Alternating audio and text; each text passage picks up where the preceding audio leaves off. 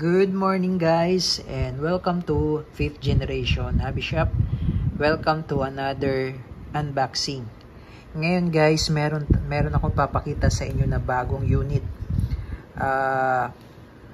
Ito ay airgun pistol Umarex Walther CP88 nickel finish. Meron siyang halong black. So sa grip niya, black finish, then yung kanyang slide at yung kanyang frame ay naka nickel finish silver. Ayan, 4.5mm caliber 177 pistol. COP stands for pistol. CO2 powered, 7.5 joules and 7.5 joules 8 rounder. So 177 po siya guys. Ito po yung kanyang bala. Ito po ay 177 caliber 177 pointed by Gamo. Ito po, I'm using the Gamo Magnum Energy. This is 7.56 grains. Ayan. Maganda siya, pointed at hindi siya gaanong mabigat. Saktong-sakto lang siya sa ating pistol. Okay, so buksan na natin. This is the Walther CP88. Kung napapanood nyo po yung aming previous video, yung Walther CP99, may kasama na rin siyang hard case. Nga lang yung Walther CP99 is not a full metal. Okay, ang Walther CP99 is metal slide polymer frame. But this one, Walther CP88, ang kaibahan lang nito, full metal po ito. So meron po tayong available nito na black finish. All black po yun. Ito naman po yung ating ina-unbox ngayon at nire-review. This is nickel silver finish. Ayan, meron lang siyang combination na black sa grip. Ayan, black finish. Ayan, kung makikita nyo po talagang makintab siya na pagka-finish na talagang polido yung pagkagawa. Ayan, nickel. Ayan. So si markings niya, ano talaga siya, talagang engraved po yan. Hindi siya laser, no? Engraved po yan talaga siya sa slide. Ayan. So ang kagandahan nito, this is full metal kaya mabigat po siya kasi mamaya po titimbangin natin kung ilan po gaano siya kabigat, ano. Ayan, so meron siyang markings naman po dito sa kabilang slide. Ayan po, made in Germany. Ayan po serial number, caliber 4.5mm, .177 pellets. Ayan. Ayan po. So ano siya? Meron siyang serrations dito sa front, sa rear. May serrations din siya sa front. Tapos hammer type siya. Ayan, meron siyang hammer. Hindi katulad nung sa CP99, wala siyang hammer, no? Para siyang Glock na striker type. So hammer type, tapos meron siyang ambidextrous na manual safety. Wala nga lang siyang decocker. Ayan. Tapos yung dun sa CP99, so nagkaroon tayo ng comparison dun sa CP99, 'di ba kinakasa po natin iyon, yung slide. Ito, ang pagkakasa nito ay dun sa hammer. Kasi single and double action po ito. Okay? So iayos lang natin yung camera para po maiayos po natin yung unit. Pagre-review po ng unit. Ayan po. So, katulad sa CP99, meron din po siyang kasamang dalawang rotary magazine ho. Ayan, may dalawang rotary magazine na metal din ho yung kanyang magazine. Same lang ho sila na magazine dun sa ating CP99. Nga lang po, wala na ho tayong stock ng CP99. Ayan. Ito naman po, paubos na rin po itong CP88 or CP88. Ayan. So, this is full metal po. So, titimbangin lang ho natin kung nakikurious lang ho ako kung ilang kilo ito dahil po talagang mabigat po siya kasi full metal po, no? Titingnan lang ho natin kung ilang kilo ho, no?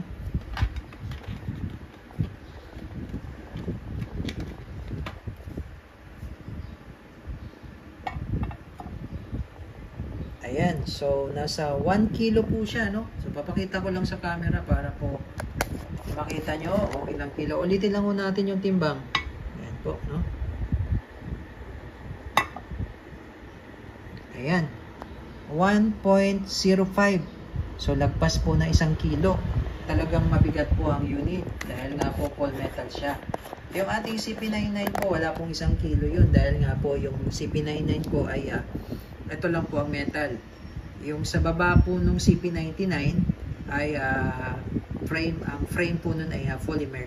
Pero ito pong CP88 ay full metal po, makikita nyo po yung finish nya. Yan, nickel finish po siya pati sa baba. Yan, metal po yan. Pati sa baba. Slide. Yan. Yan. So, wala siyang decacker pero po pwede nyo pong i-decack. Ganito lang po yung diskarte nun. Pagka, halimbawa pong naibaba nyo po yung hammer, pwede nyo pong alalayan. Yan. Pagka i-decack nyo po, kalabitin nyo lang po bahagya yung trigger. Yan. Kalabit ng bahagya. Yan. And release. Ito lang po yung pagdidikak niyan.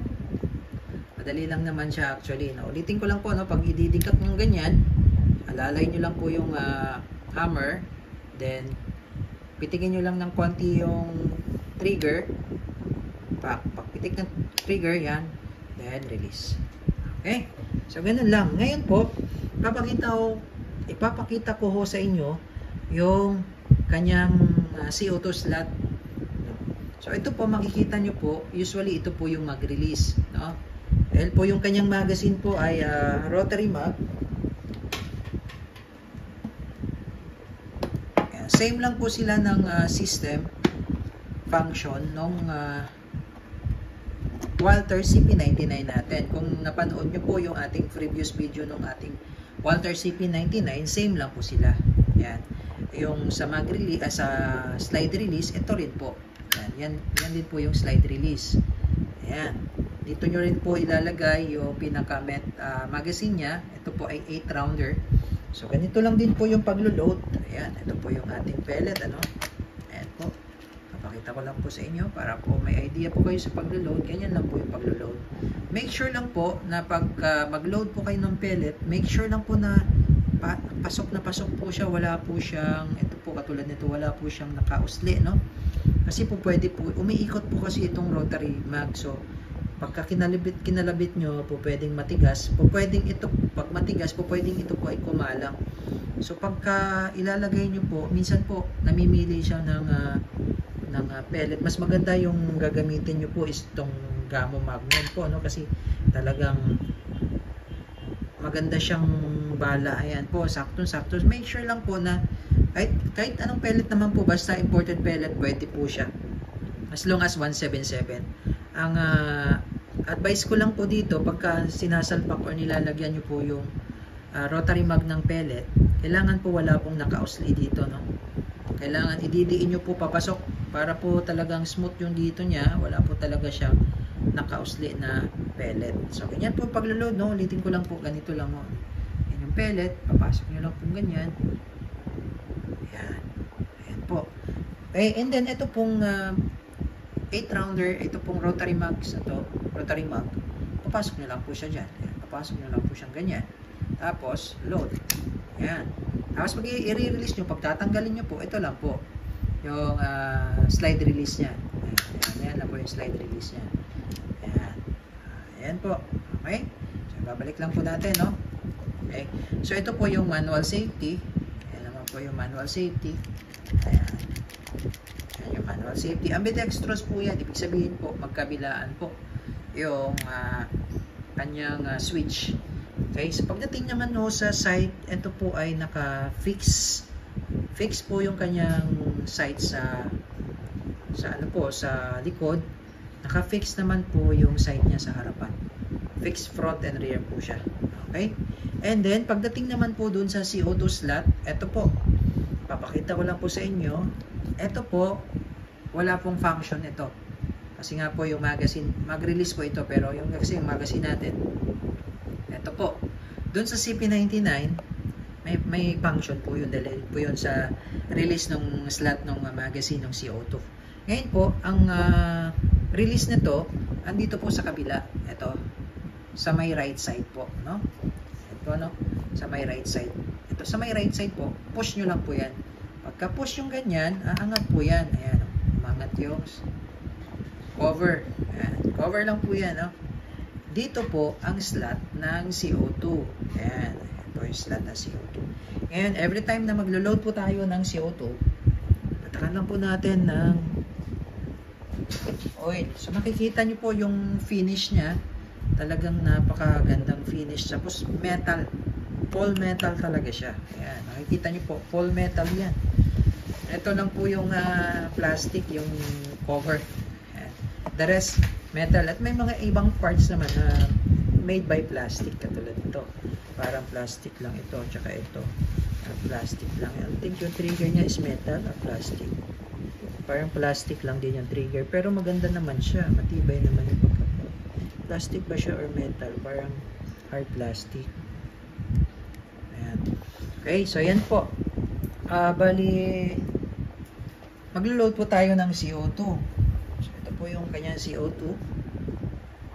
Ayan, so lo-load po natin ganyan. So, katulad lang din po dun sa CP99, meron din po siyang wheel. Ito. Ayan yung wheel niya. Ayan, o. Ayan, yan yung wheel. Pero before natin siya ilagay dun sa power position po, kasi yung sa CP99, di ba, nakikita nyo po dun sa magazine, may power, as meron din siyang open position, then power position. Ito po, ilalagay natin siya sa open position. Ganito lang po ang open position. Ayan po yung open position. Yan naman po yung power position.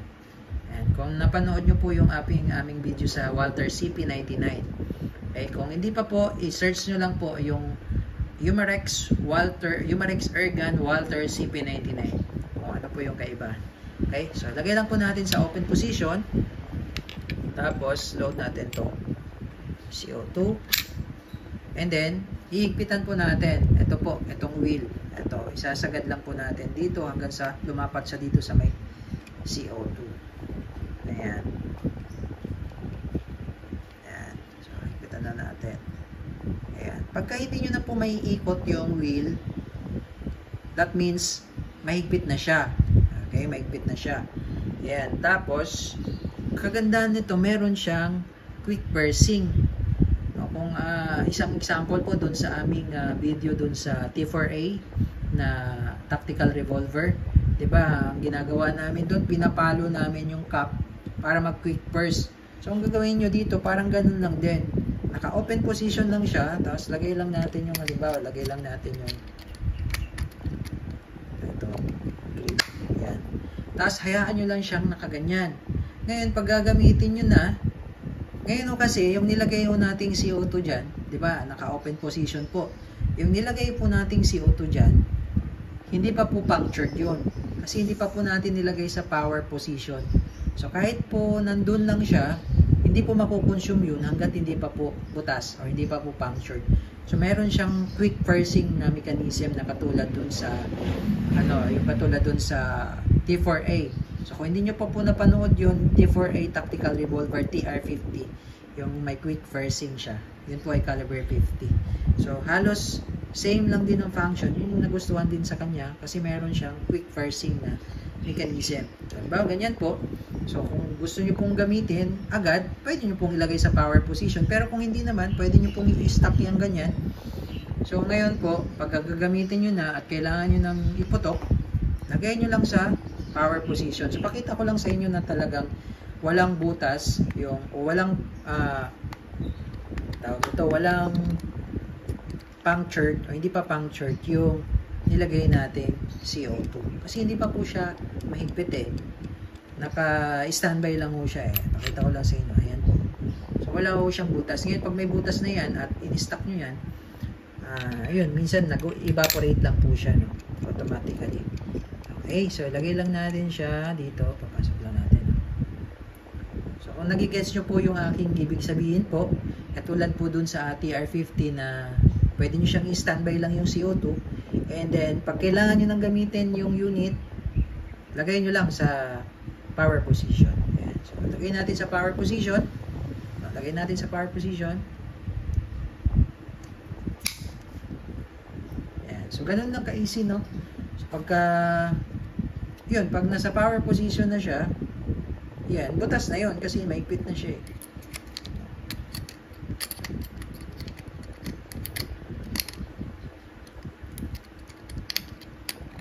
Yan. Okay, so ready to fire. So pagka ipuputok nyo, Isa sa mga gandahan nito, ibababa nyo lang yung hammer and then you're good to fire and good to shoot. Yan. Again, this is the Walther CP88 airgun pistol. Testing na po tayo.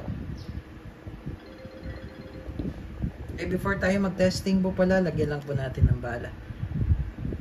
Okay.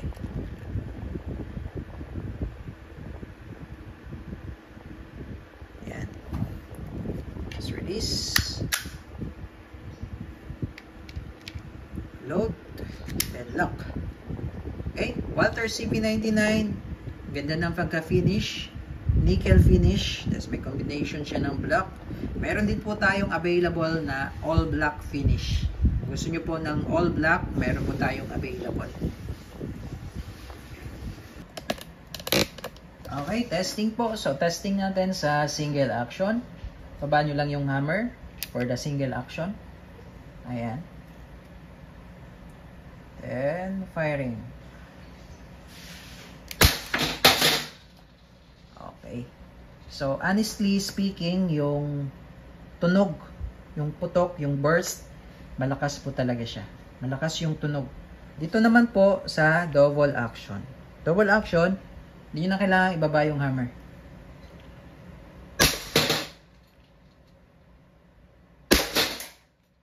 Ayan. Walther CP88, caliber 177, airgun pistol by Umarex. Nickel finish. Ang ganda ng pagka-finish niya. Honestly, ang ganda ng pagka-finish niya. Okay? Okay, dagdag ko lang po. Hindi ko pala naipakita sa inyo kung meron ba siyang rifling. So, check natin kung meron siyang rifling. So, meron pa rin po siyang rifling katulad nung sa CP99. Ayan, naka-rifled steel pa rin siya. Ayan.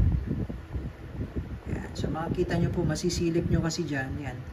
Meron siyang rifling. Yung mga groove na yan. Yan po yung rifling. Yan sa barrel. Okay. So, yun lamang po. Walther CP99.